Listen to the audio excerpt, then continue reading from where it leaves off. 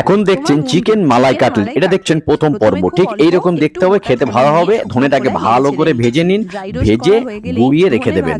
রেখে দেওয়ার পরে এইবারে আমরা ঠান্ডা করার জন্য নামিয়ে ফেলুন। মাংসটাকে প্যানে নেব। এক টুকরো মাখন, তার নরম আগে মালাই কাটলেট, বাটার তাই দিয়ে মাখন মালাই দিয়ে গলিয়ে কাজ নিয়ে করতে সুন্দর হবে। করে মাখনটা এরকম গলে গেলেই হবে। পেঁয়াজগুলো গ্রেভি ভেজে ভালো নেব। হওয়ার অপেক্ষা পেঁয়াজগুলো না লাল করে লাল হয়ে একটা যাবে, ছোট লাল পেঁয়াজ লাল হয়ে মিহি যাওয়ার করে পরে কুচিয়ে দিয়ে দেবো। এটা সুন্দর প্রায় করে হাফ এখানে কাপ রেখে মতো দেবো। হতে হবে।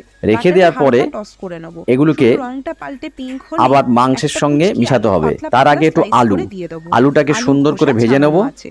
আলুটা যত কম দেবে অল্প ততই আলু দিলেই ভালো। হবে। আলুটাকে খুব বেশি সুন্দর করে আলু না ভেজে দিলেই নিয়ে ভালো একটু হয়। রসুনের বড় কোয়া বড় 3 কোয়া ঘষে দেব। রসুন গ্রেট করে ঘষে দিয়ে দেওয়ার দিচ্ছি। ফলে হালকা এটা আঁচে সুন্দর নেড়ে করে চেড়ে মিশিয়ে রসুনের দেবো। কাঁচা গন্ধ দূর করতে হবে। কিছুক্ষণ এটা এর নাড়তে মধ্যে থাকবে। 200 নাড়তে গ্রাম থাকার চিকেন পরে ব্রেস্ট কুচিয়ে দিয়ে দেবো। বোনলেস ওটাকে মাংসগুলো, সতে করে নেব। চিকেন যেই মটন ধনেটা দূরে ভেজে হতে পারে, রেখেছিলাম ওটাকে দেওয়ার একটুখানি পরে ভেঙে ওই যে নিয়েছি। একটা লাল পাকা লঙ্কা কাঁচি দিয়ে লঙ্কার কুচিয়ে দিয়ে কুচি দিলাম। ভালো করে এবং আলু চিকেন ধনেটাকে ভাজা দিয়ে ভাজা দেবো। হলে কোয়ার্টার দিয়ে কাপ আরেকটু মতো নাড়াচাড়া